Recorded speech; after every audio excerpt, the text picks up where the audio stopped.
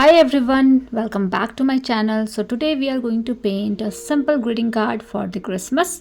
Now you need to create a circle in the center of the sheet. Now you can create this circle roughly, or you can have any object to create a circle in the center.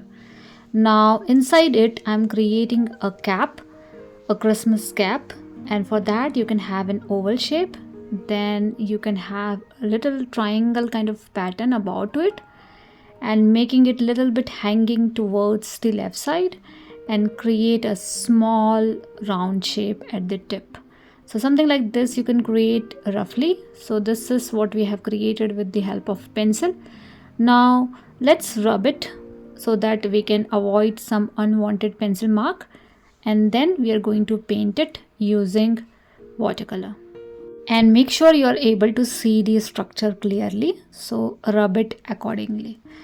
Now with the help of black color, but you need to use very diluted black color, almost we need a gray shade, and just go around the round that we have created at the tip and create some zigzag pattern, and then go around the oval shape that we have created and create some zigzag kind of pattern.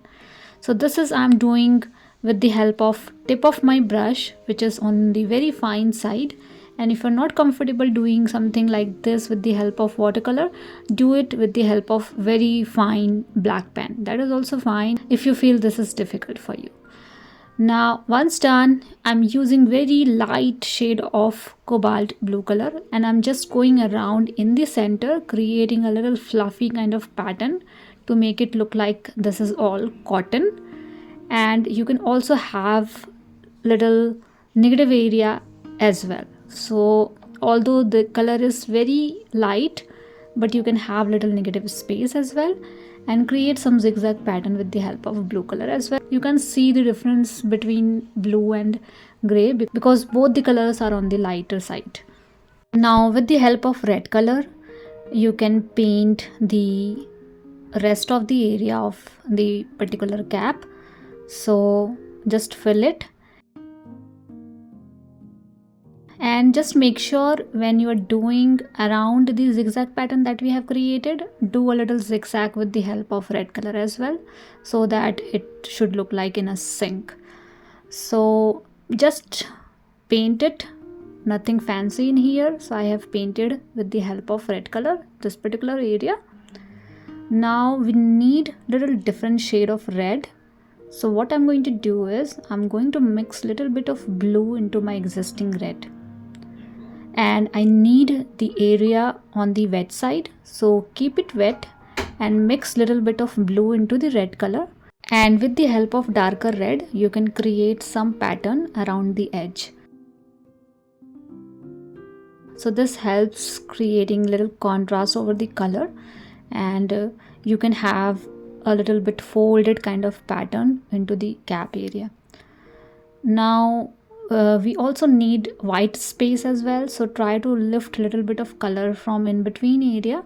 So you can do a dry brush technique here. So in the dry brush technique, what we do, we dry your brush and we try to lift it so that we can have little lighter color around that particular area. You can also do the same thing with the help of tissue paper as well, it is totally fine, but the area is quite smaller in size, so I like to do something like this with the help of dry brush. Now the main element is ready, we are done with the cap. Now I'm going to use different shades of green color to paint a wreath kind of structure around. So we have created a round shape, so around that particular area you can just go like this and create a vine, you can create leaves.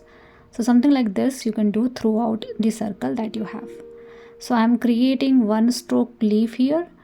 So in this particular technique you just need to understand how much pressure you need to apply into your brush and in which direction you want to move your brush. So that's the two things which is important to learn in this particular technique. Although I have created multiple videos in the past wherein I have explained everything about one stroke technique in detail, so if you want you can refer to those videos as well. I can give you a link into my description section and see how easy it is to paint. So I have painted multiple leaves in this particular wreath, Now I am mixing blue into my green, making it more towards on the blue side rather than on the green side, and again going throughout the circle that I have created, creating a leaf vine kind of pattern. And then I am also going to paint few leaves in between with this particular shade. So this time I am creating smaller leaf as compared to what we have created earlier. So this time I like to keep it on the smaller side and the shade is on the blue side. So you can have a smaller leaf in between the green leaf that we have created with this particular shade. So basically the color combination and what kind of leaf you needed is totally up to you, but I want to keep it simple and for last minute, so that's why I'm doing something simple in here. So just do it as per your need and until you're satisfied. So I'm pretty much done with the leaf and with the green element. Now I am thinking to have some berries. So with the help of red color, I am creating some round structure, and I'm also leaving a small negative space inside the berries. So this is more like a shiny area that we usually see into fruits, and whenever we try to do something quickly, this is the easiest way to paint. So just leave a small negative space into the berries and you are done. So this is, you need to repeat it throughout the circle.